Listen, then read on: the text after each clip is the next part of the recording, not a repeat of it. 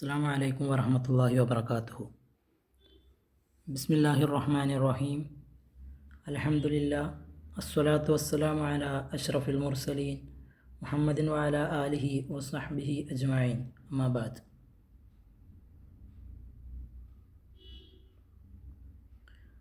അൽ ബലാഗയിലുള്ള ഇൽമുൽ ബയാനാണ് നമ്മൾ കഴിഞ്ഞ 2 ക്ലാസ്സിൽ ചർച്ച ചെയ്തുകൊണ്ടിരുന്നത്. ഇൽമുൽ ബയാനിൽ ഇനി അവശേഷിക്കുന്നത് അൽ മജാസ് അൽ മുർസൽ, അൽ മജാസ് അൽ അഖ്ലി, അൽ കിനായത്ത് എന്നീ 3 ടോപ്പിക്കുകളാണ്. കഴിഞ്ഞ ക്ലാസ്സിൽ നമ്മൾ ചർച്ച ചെയ്തത് ഇസ്തിയാർത്തുകളെക്കുറിച്ചായിരുന്നു. ഇനി നമുക്ക് ചർച്ച ചെയ്യാനുള്ളത് അൽ മജാസ് അൽ മുർസലിനെ കുറിച്ചാണ്. അതിൻ്റെ ഖായിദ നോക്കാം. അൽ മജാസ് അൽ മുർസൽ കലിമത്തുൻ സ്തുമിലത്ത് ഫി ഗൈരി മാനാഹ അൽ അസ്ലി لعلاقة غير المشابهة مع قرينة مانعة من إرادة المعنى الأصلي.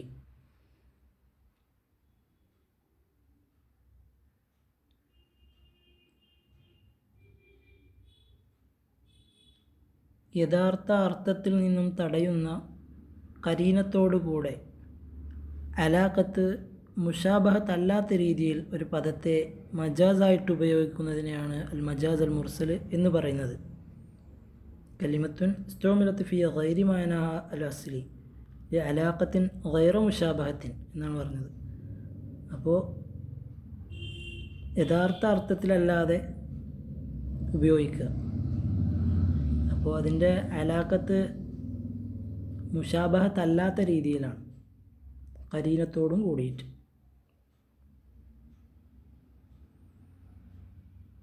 മിൻ അലാഖാത്തിൽ മജാസ് അൽ മുർസൽ,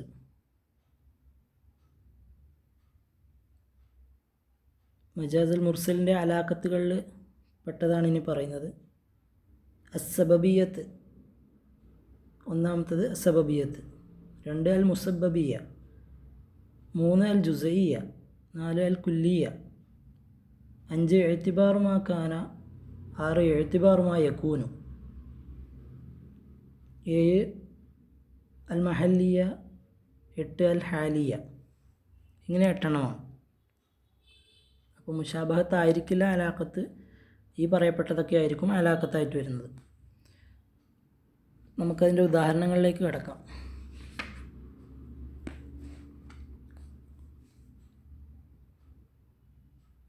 ലഹു അയാദിൻ അലയ്യ സാബിഗത്തുൻ അഅദ്ദു മിൻഹ വല ഉഅദ്ദിദുഹ. മുത്തനബിയുടെ ഒരു വരിയാണ്. ലഹു അയാദിൻ, അദ്ദേഹത്തിനക്ക് കൈകളുണ്ട്, അലയ്യ സാബിഗത്തുൻ, എൻ്റെ മേൽ അനുഗ്രഹങ്ങൾ ചൊരിയുന്ന.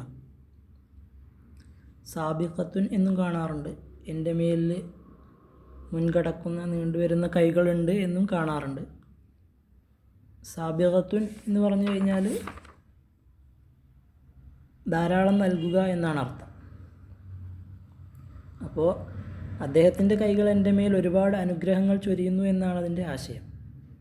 അഅദ്ദു മിൻഹ വല ഉഅദ്ദിദുഹ, ഞാനതിനെ എണ്ണി നോക്കി. വല ഉഅദ്ദിദുഹ, എനിക്കതിനെ എണ്ണിക്കണക്കാക്കാൻ കഴിയുന്നില്ല എന്നാണ് പറയുന്നത്.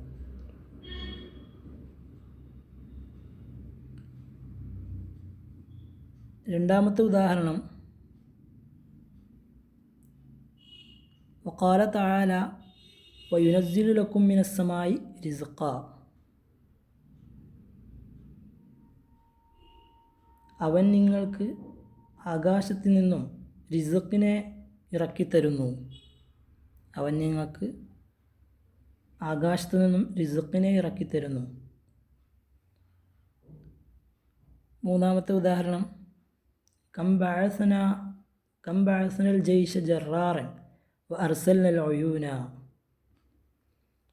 എത്ര വലിയ സൈന്യത്തെയാണ് നാം അയച്ചിട്ടുള്ളത്. വഅർസൽന ഉയൂന, കണ്ണുകളെയും.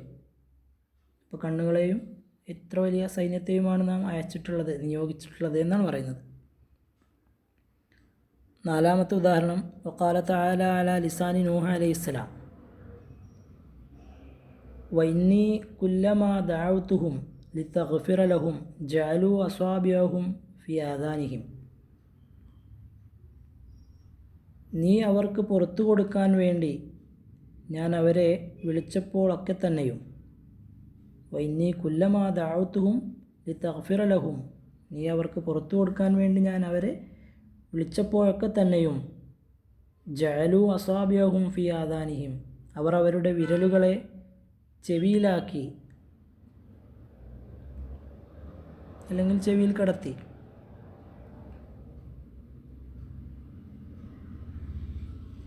അഞ്ചാമത്തെ ഉദാഹരണം വഖാല തആല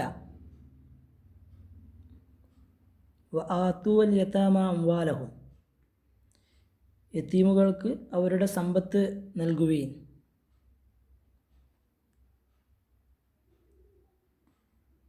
ആറാമത്തെ ഉദാഹരണം വഖാല തആല ഇന്നക ഇൻ തദർഹും യുളില്ലു ഇബാദക വലാ യലിദു ഇല്ലാ ഫാജിറൻ കഫാറ.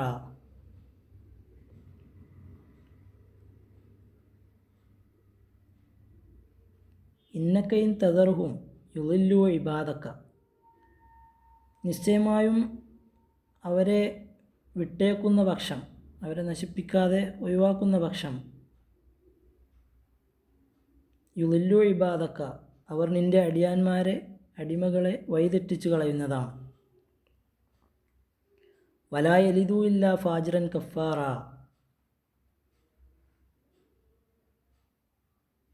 ഫാജിറും ദുർവൃത്തനും സത്യനിഷേധിക്കുമല്ലാതെ അവർ ജന്മം നൽകുകയില്ല.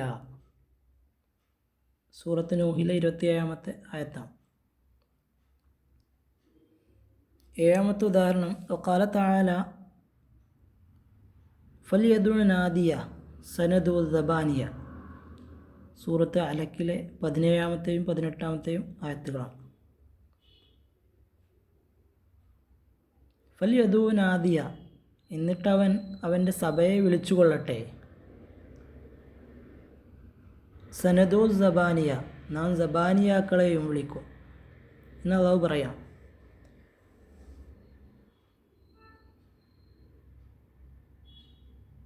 നരകത്തെ കാക്കാൻ വേണ്ടി ചുമതലപ്പെടുത്തപ്പെട്ട മലക്കുകളാണ് സബാനിയാക്കൾ എന്നതുകൊണ്ട് ഉദ്ദേശിക്കുന്നത്. അതിൻ്റെ ആശയം അങ്ങനെയാണ്. ശിക്ഷ നടപ്പാക്കുന്ന മലക്കുകൾ, അവർക്കാണ് സബാനിയാക്കൾ എന്ന് പറയുന്നത്. അപ്പോൾ അവനവൻ്റെ സഭയെ വിളിച്ചുകൊള്ളട്ടെ, നാം സബാനിയാക്കളെയും വിളിക്കും. അടുത്ത ഉദാഹരണം ഖാല തആല ഇന്നൽ അബ്റാറ ലഫീ നഈം, നിശ്ചയം സജ്ജനങ്ങൾ അനുഗ്രഹത്തിലാണ്. ഇനി നമുക്കതിൻ്റെ ബഹ്സിലേക്ക് കടക്കാം. അപ്പോൾ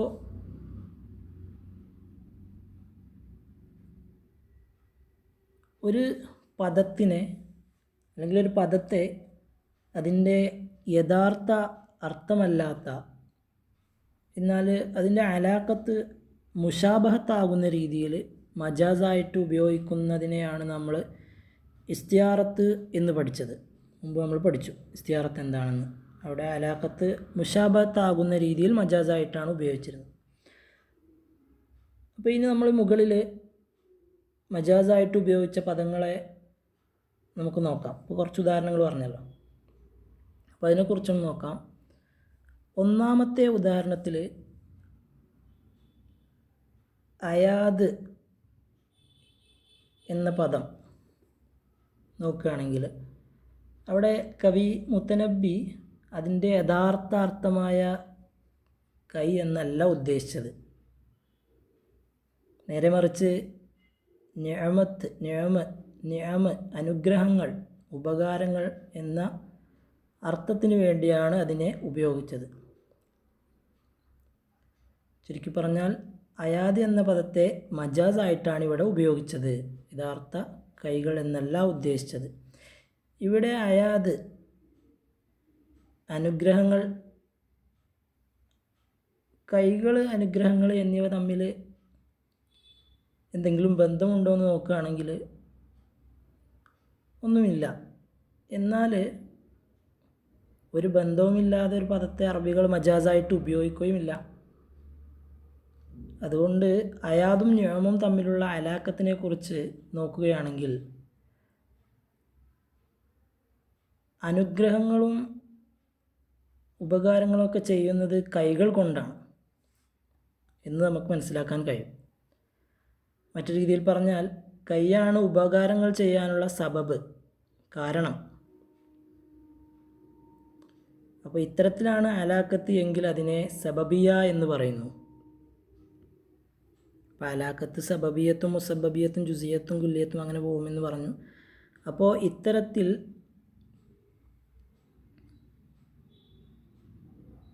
ആണ് ഉപയോഗിച്ചതെങ്കിൽ, സബബായിട്ടുള്ളതിനെയാണ് ഉപയോഗിച്ചതെങ്കിൽ അതിനെയാണ് അലാഖത്ത് സബബിയ എന്ന് പറയുന്നത്.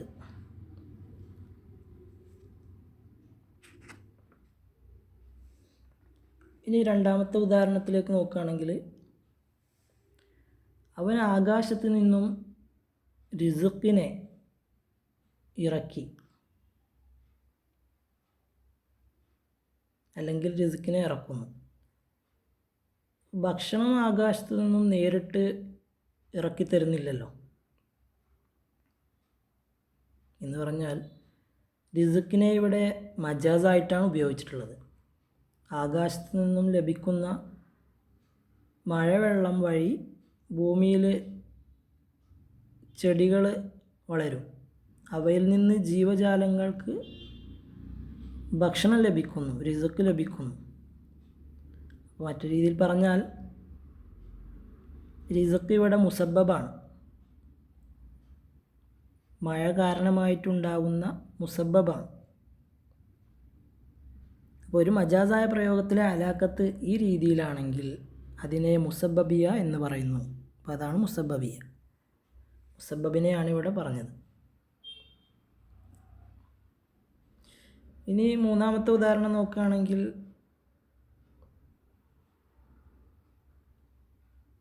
അവിടെ ഒയൂനിനെ ജാസൂസ്, ചാരൻ എന്ന ആശയത്തിലാണ് ഉപയോഗിച്ചത്. അഥവാ ഉയൂന് എന്നതും ഇവിടെ മജാസായിട്ടാണ് കൊണ്ടുവന്നിട്ടുള്ളത്. ചാരൻ്റെ പ്രവർത്തനത്തിൻ്റെ ഒരു പ്രധാന ജുസാണ് ഐന്, കണ്ണ് എന്നത്. അപ്പോൾ ഇവിടെ ജുസയിനെ പറഞ്ഞുകൊണ്ട് കുല്ലിനെ ഉദ്ദേശിക്കുന്നു. ആ ചാരൻ്റെ പ്രധാനപ്പെട്ട അവയവമാണ്, അല്ലെങ്കിൽ ചാരപ്രവൃത്തിയുടെ പ്രധാനപ്പെട്ട അവയവമാണല്ലോ കണ്ണ്. അപ്പോൾ ആ കണ്ണിനെയാണ് പറഞ്ഞത്. പക്ഷേ ആ കണ്ണ് എന്നത് എന്താണ്? ഒരു ജുസാണ്, ഒരു പാർട്ടാണ്. ആ ജുസയിനെയാണ് പറഞ്ഞത്, പക്ഷേ ഉദ്ദേശിക്കുന്നത് ആ ചാരനെയാണ്, കുല്ലിനെയാണ് ഉദ്ദേശിക്കുന്നത്. അപ്പോൾ മജാസായിട്ട് ഉപയോഗിക്കുമ്പോൾ അലാഖത്ത് ഈ രീതിയിലാണെങ്കിൽ അതിനെ ജുസഇയ്യത്ത് എന്ന് പറയുന്നു. ഇനി അടുത്ത ഉദാഹരണത്തിലേക്ക് നോക്കാം. ഒരു മനുഷ്യൻ അവൻ്റെ വിരലുകൾ മുഴുവനായിട്ട് ചെവിക്കുള്ളിൽ കിടത്താൻ കഴിയില്ല. അവിടെ പറഞ്ഞത് ജഅലു അസാബിയഹും ഫി ആദാനിഹിം എന്ന് പറഞ്ഞു. അവർ അവരുടെ വിരലുകളെ ചെവിയിലാക്കി. അപ്പോൾ മുഴുവനായിട്ട് ഒരാൾക്ക് അയാളുടെ വിരലുകൾ ചെവിയിൽ കിടത്താൻ കഴിയില്ല. അപ്പോൾ ഇവിടെ ഉദ്ദേശിക്കുന്നത് അവൻ്റെ അത്റാഫുൽ അസാബിയ, വിരൽ തുമ്പിനെ ചെവിക്കുള്ളിൽ പ്രവേശിപ്പിച്ചു എന്നാണ്. അഥവാ ജുസ് ആയ അത്റാഫുൽ അസാബിയനെ പ്രതിനിധാനം ചെയ്യാൻ വേണ്ടി കുല്ലായ അസാബിയനെ ഉപയോഗിച്ചു. അതായത് വിരൽ തുമ്പിനെ ഉദ്ദേശിച്ചുകൊണ്ട് വിരലിനെ പൂർണ്ണമായിട്ട് കുല്ലായിട്ട് ഉപയോഗിച്ചു. അപ്പോൾ ഒരു മജാസിലെ അലാഖത്ത് ഇപ്രകാരമായാൽ അതിനെ കുല്ലിയത്ത് എന്ന് പറയും. കുല്ലായിട്ടാണ് പറഞ്ഞത്. നേരത്തെ ജുസ് ആയിട്ട് പറഞ്ഞിട്ട് കുല്ലിനെ ഉദ്ദേശിച്ചു, ഇവിടെ കുല്ലിനെ പറഞ്ഞിട്ട് ജുസൈനെ ഉദ്ദേശിച്ചു. അപ്പോൾ ഇത്തരത്തിലാണെങ്കിൽ അതിനെ കുല്ലിയത്ത് എന്ന് പറയും. ഇനി അടുത്ത ഉദാഹരണത്തിൽ യത്തീമുകൾക്ക് അവരുടെ ധനം നിങ്ങൾ നൽകുവിൻ എന്ന് പറഞ്ഞതിനെക്കുറിച്ച് നോക്കുകയാണെങ്കിൽ, ഇപ്പോൾ കുട്ടിക്കാലത്ത് പിതാവ് നഷ്ടപ്പെട്ടവർക്കാണ് യത്തീമ് എന്ന് പറയുന്നത്. അപ്പോൾ ഇങ്ങനെയായ ഒരു കുട്ടിക്ക് മാതാപിതാക്കളിൽ നിന്നോ ബന്ധുക്കളിൽ നിന്നോ അനന്തരമായി കിട്ടിയ സ്വത്തുക്കൾ കൊടുക്കണമെന്ന് അള്ളാഹു കൽപ്പിക്കുമോ? കാരണം അതൊരു വിവേകപൂർവമല്ലല്ലോ, ചെറിയ കുട്ടികളല്ലേ, യത്തീമല്ലേ.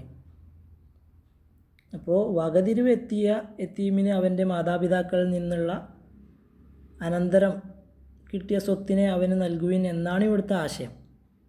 വകതിരിവ് എത്തിയ യത്തീമിന്,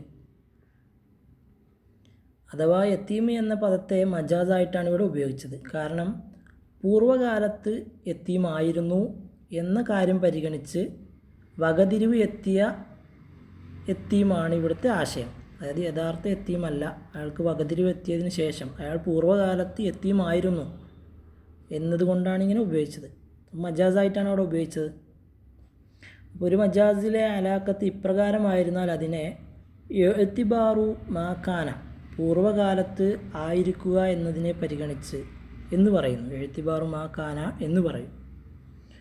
ഇനി അടുത്ത ഉദാഹരണത്തിൽ ലാ യലിദു ഇല്ലാ ഫാജിറൻ കഫാറ എന്ന് പറഞ്ഞു. ഫാജിറും കഫാറും, ഫാജിറിനും കഫാറിനും അല്ലാതെ അവർ ജന്മം നൽകുകയില്ല എന്ന് പറഞ്ഞു. അപ്പോൾ ഈ പ്രയോഗത്തിൽ നോക്കുകയാണെങ്കിൽ ഫാജിർ കഫാർ ഇത് മജാസായിട്ടാണുള്ളത്.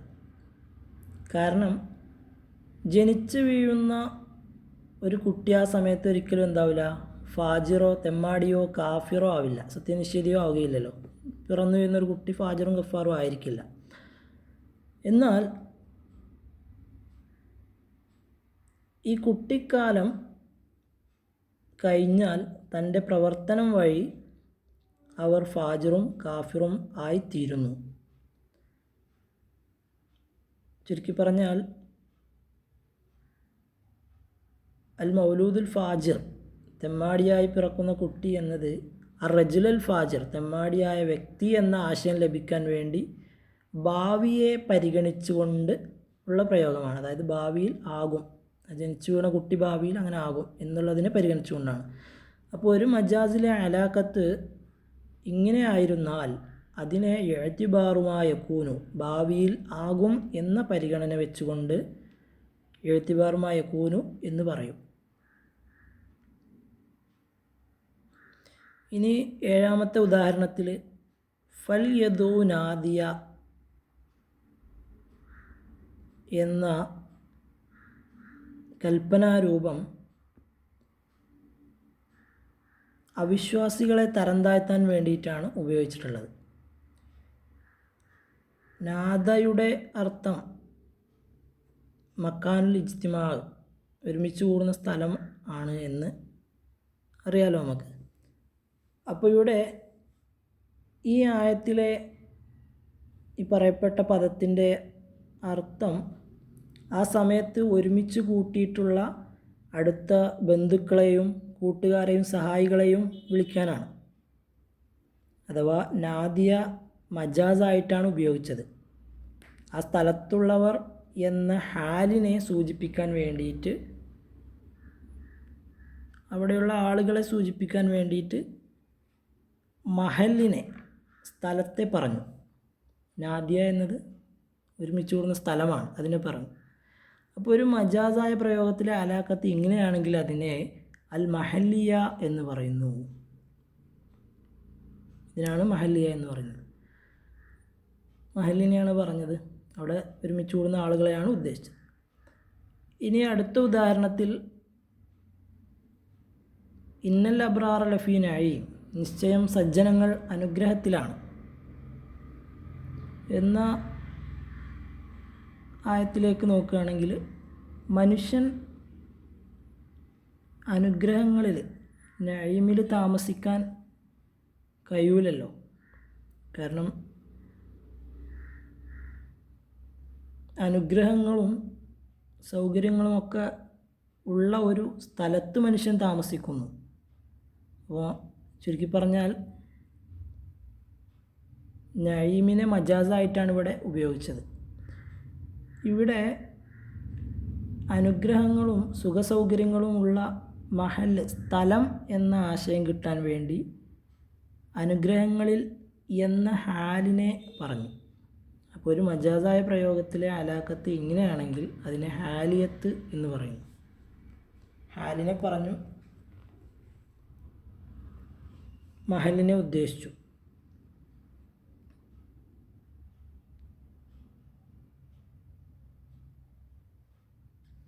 അപ്പോൾ ഈ പറഞ്ഞ ഉദാഹരണങ്ങളിലെല്ലാം തന്നെ മജാസായി ഉപയോഗിച്ച പദങ്ങളുടെ അലാഖത്ത് മുഷാബഹത്തല്ല.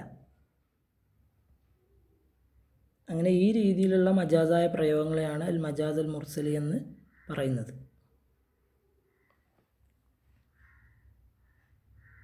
അപ്പോൾ യഥാർത്ഥ അർത്ഥത്തിൽ നിന്നും തടയുന്ന കരീനത്തോടുകൂടെ അലാഖത്ത് മുഷാബഹത്തല്ലാത്ത രീതിയിൽ ഒരു പദത്തെ മജാസായിട്ട് ഉപയോഗിക്കുന്നതിനെയാണ് അൽ മജാസ് അൽ മുർസലി എന്ന് പറയുന്നത്. മജാസ് അൽ മുർസലിൻ്റെ അലാഖത്തുകൾ സബബിയത്ത്, മുസബബിയത്ത്, ജുസഇയ്യത്ത്, കുല്ലിയത്ത്, ഇഅ്തിബാറുമാക്കാന, ഇഅ്തിബാറുമായ യകൂനു, അൽ മഹല്ലിയ, അൽ ഹാലിയ എന്താണെന്ന് വ്യക്തമായിട്ടുണ്ടാകുമെന്ന് മനസ്സിലാവും. അടുത്തത് അൽ മജാസ് അൽ അഖ്ലി.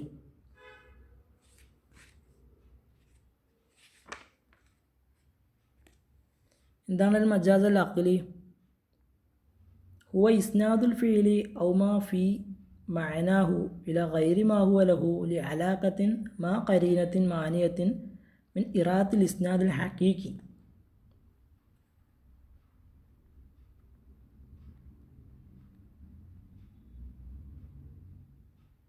യഥാർത്ഥ അർത്ഥത്തിലുള്ള ഇസ്നാദിൽ നിന്നും തടയുന്ന കരീനത്തോടും അതുപോലെ അലാഖത്തോടും കൂടെ ഒരു ഫിഇലിനെയോ അല്ലെങ്കിൽ ഫിഇലിൻ്റെ അർത്ഥത്തിലുള്ളതിനെയോ യഥാർത്ഥ ഫായിലല്ലാത്തതിലേക്ക് ഇസ്നാദ് ചെയ്യുന്നതിനെയാണ് അൽ മജാസ് അൽ അഖ്ലി എന്ന് പറയുന്നത്.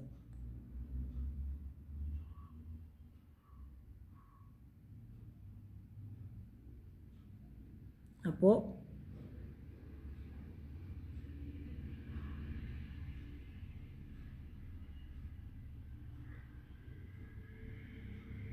യഥാർത്ഥ ഫായിലല്ലാത്തതിലേക്ക് ഇസ്നാദ് ചെയ്യുക.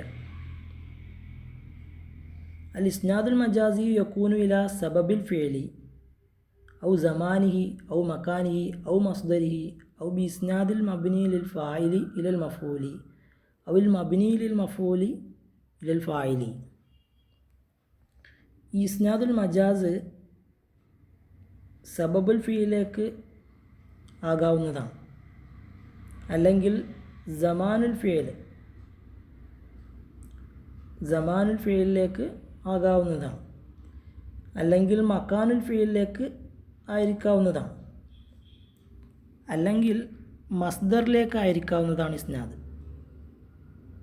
അല്ലെങ്കിൽ ഇസ്നാദുൽ മഫൂലിൻ്റെ ആശയം ലഭിക്കാൻ വേണ്ടി ഇസ്നാദുൽ ഫായിൽ നടത്തിയേക്കാം,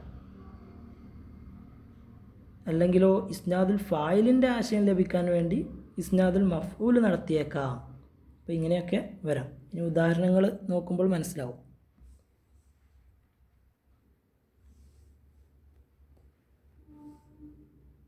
ഒന്നാമത്തെ ഉദാഹരണം, ബന അംറു ഇബ്നുൽ ആസ് മദീനത്തുൽ ഫുസ്താത്ത്. അംറു ഇബ്നുൽ ആസ് ഫുസ്താത്ത് പട്ടണം ഉണ്ടാക്കി എന്ന് പറയും. രണ്ടാമത്തെ ഉദാഹരണം, നഹാറുസാഹിദി സായിമുൻ വലൈലുഹു ഖായിമുൻ.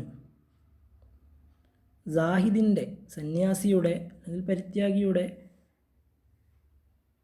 പകൽ നോമ്പനുഷ്ഠിക്കുന്നവനും അവൻ്റെ രാത്രി നിസ്കരിക്കുന്നവനുമാണ്. മൂന്നാമത്തെ ഉദാഹരണം, ഇസ്ദഹമത്ത് ഷവാരി അൽ ഖാഹിറ. കൈറോയിലെ തെരുവുകൾ തിങ്ങി അല്ലെങ്കിൽ തടിച്ചുകൂടി എന്നൊക്കെ പറയാം, തിങ്ങി നിറഞ്ഞു എന്നൊക്കെ പറയാം. നാലാമത്തെ ഉദാഹരണം, ജിദ്ദ ജിദ്ദുക്ക കദ്ദ കിദ്ദുക്ക. നീ നിൻ്റെ പരിശ്രമവും പ്രയത്നവും തുടരുക. അഞ്ചാമത്തെ ഉദാഹരണം, ഹുത്തൈഅയുടെ ഒരു വരിയാണ്, ദഇൽ മകാരിമ ലാ തർഹലി ബുഗിയതിഹ വഖുദ് ഫഇന്നക അൻത ത്വഇമുൽ കാസി. മുത്തേ പറയുകയാണ്, ദഇൽ മകാരിമ, മാന്യമായ പ്രവർത്തനങ്ങളെ നീ വിട്ടേക്ക്. ലാ തർഹൽ ലിബുഗ്യതിഹ, നീ അതും തേടി നടക്കേണ്ട.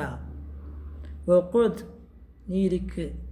ഫഇന്നക അൻത ത്വഇമുൽ കാസി, നിശ്ചയം നീ ഭക്ഷിപ്പിക്കുന്നവനും വസ്ത്രം ധരിപ്പിക്കപ്പെടുന്നവനുമാണ്. അടുത്ത ഉദാഹരണം, വഖാല തആല വഇദാ ഖറഅതൽ ഖുർആന ജഅൽനാ ബൈനക വബൈനൽ ലദീന ലാ യുഅ്മിനൂന ബിൽ ആഖിറതി ഹിജാബൻ മസ്തൂറ.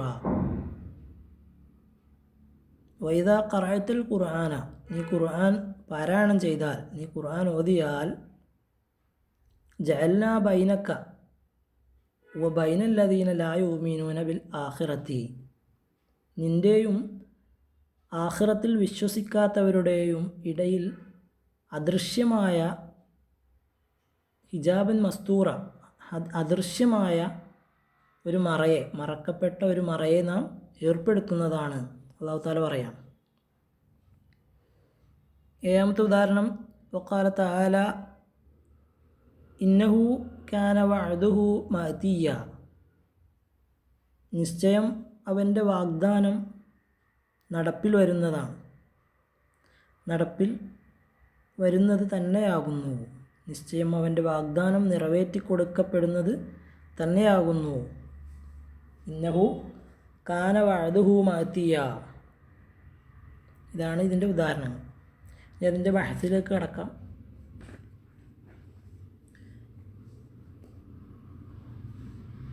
അപ്പോൾ നാം മുമ്പ് പഠിച്ച വ്യാകരണമനുസരിച്ച് ഫിഇലിനെ ഫായിലിലേക്ക് ചേർത്ത് പറയും. ഫിഇലിനെ ഫായിലിലേക്കാണ് ഇസ്നാദ് ചെയ്യുന്നത്. അപ്പോൾ ഇവിടെ ഇനി ഉദാഹരണങ്ങളിലേക്ക് നോക്കാം. ഇവിടെ ഫായിലിലേക്കല്ല ഇസ്നാദ് ചെയ്തിട്ടുള്ളത് എന്ന് കാണാം നമുക്ക്.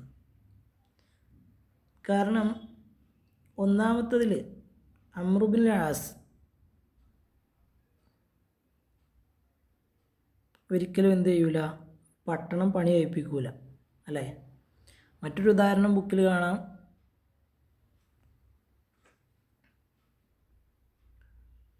ഹഫറ മുഹമ്മദ് അലി പാഷ തുറയത്തുൽ മഹ്മൂദിയ, മുഹമ്മദ് അലി പാഷ മഹ്മൂദിയ കനാൽ കുഴിച്ചു എന്ന് പറയും. അപ്പോൾ ഇവിടെ മുഹമ്മദ് അലി പാഷയല്ല എന്ത് ചെയ്യുന്നത്, ആ കനാൽ കുഴിക്കുന്നത്. യഥാർത്ഥത്തിൽ ഇവിടെ ആ ഭരണാധികാരിയുടെ തൊഴിലാളികളാണ് കുഴിക്കുന്നത്. അതുപോലെ തന്നെ ഇവിടെ അംറു ബിൻ ആസിൻ്റെ തൊഴിലാളികളായിരിക്കാം ആ പട്ടണം ഉണ്ടാക്കിയത്.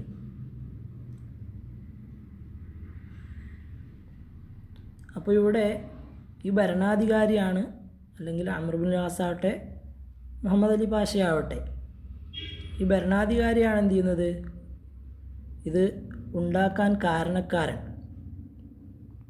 അതുകൊണ്ടാണ് ഇവിടെ ഫിഇലിനെ ഭരണാധികാരിയിലേക്ക് ചേർത്തത്.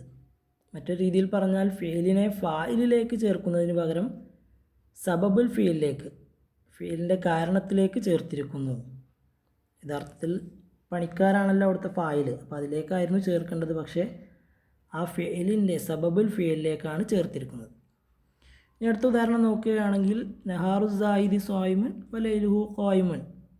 ഈ വാചകത്തെ നോക്കിയാൽ സൗമിനെ നഹാറിൻ്റെ ലമീറിലേക്കും ഖിയാമിനെ ലൈലിൻ്റെ ലമീറിലേക്കും ചേർത്ത് ഇസ്നാദ് ചെയ്യപ്പെട്ടതായിട്ട് കാണാം. അപ്പോൾ ഇവിടെ ഒരു കാര്യം നോക്കേണ്ടത്, പകൽ നോമ്പ് അനുഷ്ഠിക്കൂല, അതുപോലെ തന്നെ രാത്രി നമസ്കരിക്കൂലല്ലോ. എന്നാൽ പകൽ സമയങ്ങളിൽ ആളുകൾ നോമ്പ് അനുഷ്ഠിക്കും, അതുപോലെ തന്നെ രാത്രിയിൽ മനുഷ്യന്മാർ നമസ്കരിക്കുന്നു. അപ്പോൾ അങ്ങനെ ഇവിടെ ഷിബുഹുൽ ഫെയിൽ പോലുള്ളൊരു പദത്തെ ഫെയിലിൻ്റെ സമയത്തെ സൂചിപ്പിക്കുന്ന നഹാറിൻ്റെയും ലൈലിൻ്റെയും ലമീറിലേക്ക് ഇസ്നാദ് ചെയ്തതായിട്ട് കാണാം. ഇനി അടുത്ത ഉദാഹരണം നോക്കുകയാണെങ്കിൽ ഇസ്തിഹാം, തിങ്ങി തടിച്ചുകൂടി എന്നതിനെ ഷവാര്യ, റോഡ്, നോടാണ് ഇസ്നാദ് ചെയ്തതായിട്ട് കാണാൻ കഴിയുന്നത്. റോഡ് ഒരിക്കലും തിങ്ങൂലല്ലോ, എന്നാൽ റോഡിൽ ജനങ്ങൾ തിങ്ങിക്കൂടും. അഥവാ ഇവിടെ ഫിഇലിനെ ഫായിലിലേക്ക് ഇസ്നാദ് ചെയ്യുന്നതിന് പകരം ഫിഇൽ തിങ്ങിക്കൂടുക എന്ന ക്രിയ നടന്ന സ്ഥലത്തെ സൂചിപ്പിക്കുന്ന ശവാരിയിലേക്ക് ഇസ്നാദ് ചെയ്തിരിക്കുന്നു. ആളുകളിലേക്ക് ചെയ്യേണ്ടതിന് പകരം ആ സ്ഥലത്തിലേക്ക്, ശവാരിയിലേക്ക് ഇസ്നാദ് ചെയ്തിരിക്കുന്നു. ഇനി അടുത്ത ഉദാഹരണം നോക്കിക്കഴിഞ്ഞാൽ കദ്ദ, ജദ്ദ എന്നീ ഫീലുകളെ ഫായിലിലേക്ക് ഇസ്നാദ് ചെയ്തിട്ട്, അപ്പോൾ ഈ ഫീലുകളെ കദ്ദ, ജദ്ദ എന്നീ ഫീലുകളെ ഫായിലിലേക്ക് ഇസ്നാദ് ചെയ്യാതെ മസ്ദറുകളിലേക്കാണ് ഇസ്നാദ് ചെയ്തിരിക്കുന്നത്. യഥാർത്ഥത്തിൽ ഫായിലിലേക്കാണല്ലോ ഇസ്നാദ് ചെയ്യേണ്ടത്, പക്ഷേ ഇവിടെ മസ്ദറിലേക്കാണ് ഇസ്നാദ് ചെയ്തിരിക്കുന്നത്. അതുപോലെ തന്നെ അടുത്ത ഉദാഹരണത്തിൽ ഹുത്തൈയുടെ വരി തൻ്റെ ശത്രുക്കളെ പരിഹസിക്കുകയാണ്. അവിടെ നിങ്ങൾ ഇരിക്കുവീൻ, നിങ്ങൾ മറ്റുള്ളവർക്ക് ഭക്ഷണവും വസ്ത്രവും നൽകുന്നു, മാന്യമായ പ്രവർത്തനങ്ങൾ തേടി നിങ്ങൾ നടക്കണ്ട, ലാ തർഹൽ തൊലബിൽ മക്കാരും എന്ന് പറഞ്ഞതിന് ശേഷം ഹുത്തയ്യ ഇപ്രകാരം പറയുമെന്ന് നമുക്ക് തോന്നുന്നില്ല. കാരണം അങ്ങനെ പറയൂല. നിങ്ങൾക്ക് ഭക്ഷണവും വസ്ത്രവും മറ്റുള്ളവർ തന്നിട്ട് വേണമെന്നാണ് കവി ഉദ്ദേശിക്കുന്നത്. പരിഹസിക്കുകയാണ്. നിങ്ങൾക്ക് ഭക്ഷണവും വസ്ത്രവും മറ്റുള്ളവർ തന്നിട്ട് വേണമെന്നാണ് കവി ഉദ്ദേശിക്കുന്നത്. അഥവാ ഇവിടെ മഫ്ഊലിൻ്റെ ആശയം ലഭിക്കാൻ വേണ്ടി ക്രിയയെ ഫായിലിനോട് ഇസ്നാദ് ചെയ്തിരിക്കുന്നു. മുത്ഇമ് മുക്സി എന്നായിരുന്നു വരേണ്ടത്. ഇവിടെ ത്വായിമ് കാസി എന്നാണ് പറഞ്ഞത്. അപ്പോൾ മഫ്ഊലിൻ്റെ ആശയം ലഭിക്കാൻ വേണ്ടിയിട്ട് ഫിഇലിനെ ഫായിലിനോട് ഇസ്നാദ് ചെയ്തിരിക്കുന്നു. ഇനി അവസാനത്തെ ഉദാഹരണങ്ങൾ, ആറാമത്തെയും ഏഴാമത്തെയും ഉദാഹരണങ്ങൾ. അതിൽ മസ്തൂറിനെ സാത്തിറിൻ്റെ സ്ഥാനത്തും മാത്തിയനെ ആത്തി എന്ന സ്ഥാനത്തും ഉപയോഗിച്ചിരിക്കുന്നു. അതായത് ഇസ്മുൽ ഫായിലിൻ്റെ ആശയം ലഭിക്കാൻ വേണ്ടി ഫിഇലിനെ ഇസ്മുൽ ഫായിലിലേക്ക് ഇസ്നാദ് ചെയ്തിരിക്കുന്നു.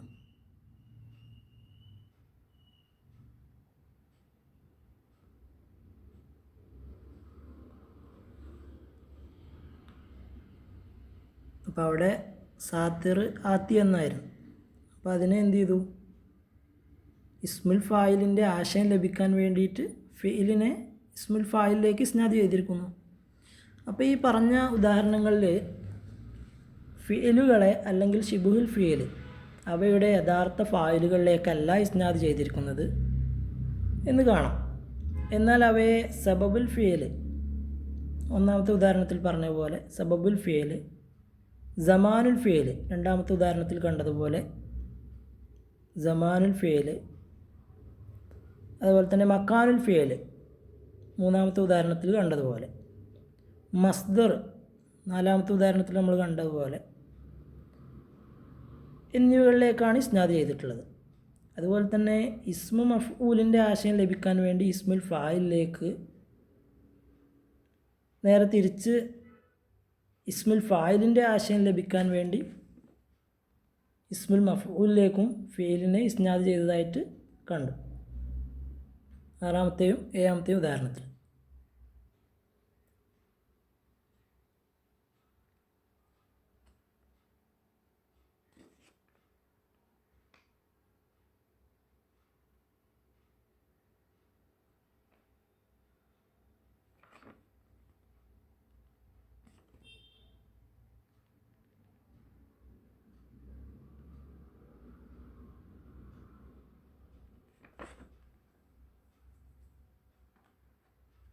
അപ്പോൾ ഇത്തരത്തിൽ ഫീലുകളെ ഇസ്നാദ് ചെയ്യുന്നതിനെ അൽ മജാസുൽ അഖ്ലി എന്ന് പറയുന്നു. ഇവിടെ അൽ മജാസുൽ മുർസലിലും ഇസ്തിയാറത്തിലൊക്കെ കണ്ടതുപോലെ മജാസായ പ്രയോഗം വാക്കിലല്ല, നേരെ മറിച്ച് ബുദ്ധി ഉപയോഗിച്ച് മനസ്സിലാക്കേണ്ട ഇസ്നാദിലാണ്.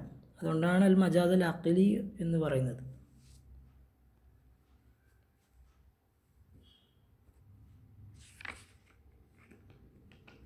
അടുത്തത് അൽ കിനായത്ത്. അൽ കിനായത്തു ലഫ്വൻ ഉത്ലിഖ ഉരീദ ബിഹി ലാസിമു മഅനാഹു മാ ജവാസ് ഇറാത്തി ദാലിക്കൽ മഅന. കിനായത്ത് പറഞ്ഞാൽ എന്താണ്? ലഫ്വൻ അതൊരു ലഫ്ലാണ്. ഉത്ലിഖ ഉരീദ ബിഹി ലാസിമു മഅനാഹു മാ ജവാസ് ഇറാത്തി ദാലിക്കൽ മഅന. ഒരു ലഫ്ലിന്, ഒരു പദത്തിന് അതിൻ്റെ യഥാർത്ഥ അർത്ഥമല്ലാത്ത മറ്റർത്ഥം ഉദ്ദേശിക്കൽ ജായിസ് ആവുന്നതോടുകൂടെ ഒരു ലഫ്ലിനെ പറഞ്ഞ് അതിൻ്റെ അർത്ഥമല്ലാത്ത മറ്റാശയത്തെ ഉദ്ദേശിക്കുന്നതിനെയാണ് കിനായത്ത് എന്ന് പറയുന്നത്.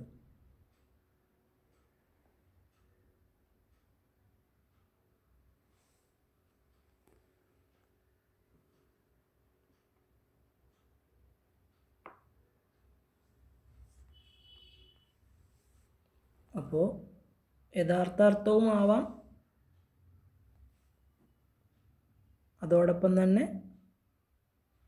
അർത്ഥമല്ലാത്ത മറ്റാശയത്തെ ഉദ്ദേശിക്കുന്നതിനെയാണ് കിനായത്ത് എന്ന് പറയുന്നത്. തുൻഖസിമുൽ കിനായ ബിഇഅ്തിബാറിൽ മുക്കന്ന അൻഹു സലാസത്തു അഖ്സാം. കിനായത്തിനെ മുക്കന്ന അൻഹുവിൻ്റെ അടിസ്ഥാനത്തിൽ 3 ആയിട്ട് തരംതിരിക്കാം. ഫൈനൽ മുക്കന്ന അൻഹു ഖദ് യകൂനു സിഫ വഖദ് യകൂനു മൗസൂഫൻ വഖദ് യകൂനു നിസ്ബ.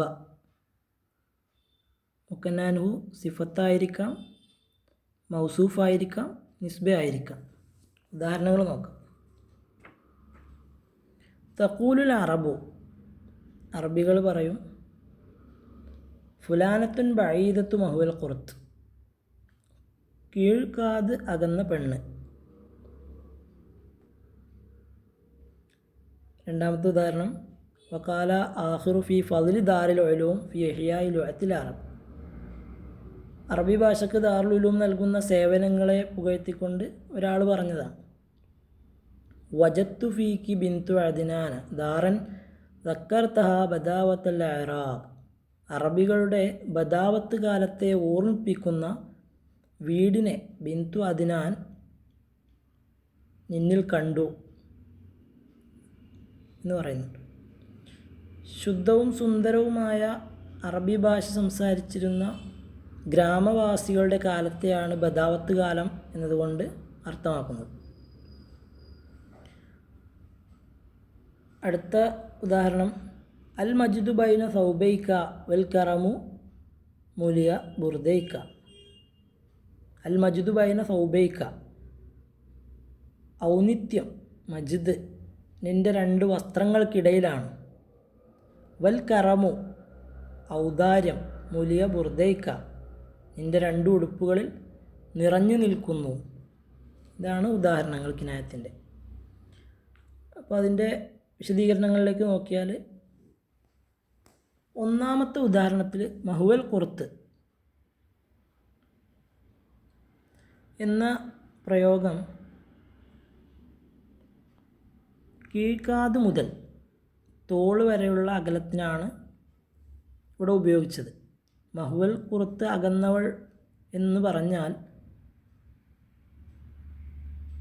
സ്വാഭാവികമായും അവൾ എന്തായിരിക്കും? കഴുത്ത് നീണ്ട പെണ്ണായിരിക്കും, കഴുത്ത് നീളം കൂടിയ പെണ്ണായിരിക്കും.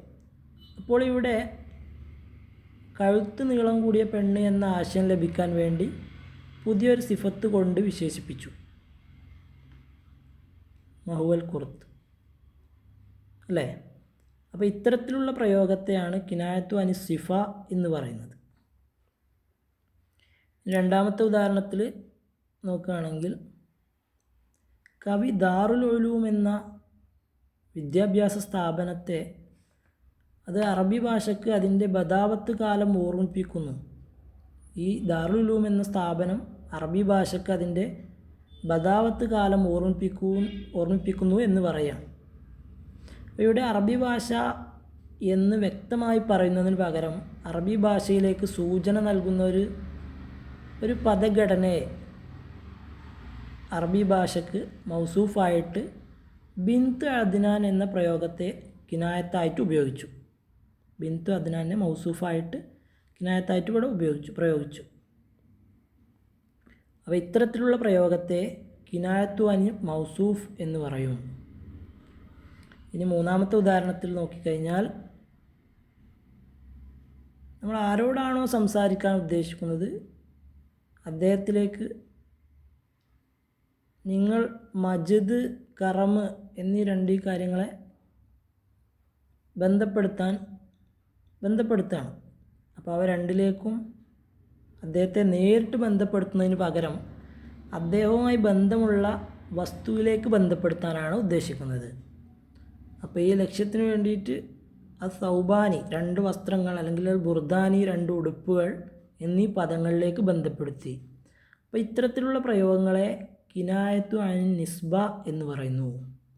അയാളിലേക്ക് ബന്ധപ്പെടുത്തുന്നതിന് പകരം മജിദിനെയും കറമിനെയും അദ്ദേഹത്തിൻ്റെ വസ്ത്രങ്ങളിലേക്കും ഉടുപ്പുകളിലേക്കും ബന്ധപ്പെടുത്തി. ഇത്തരത്തിലുള്ള പ്രയോഗങ്ങളെ കിനായ അൻ നിസ്ബ എന്ന് പറയുന്നു.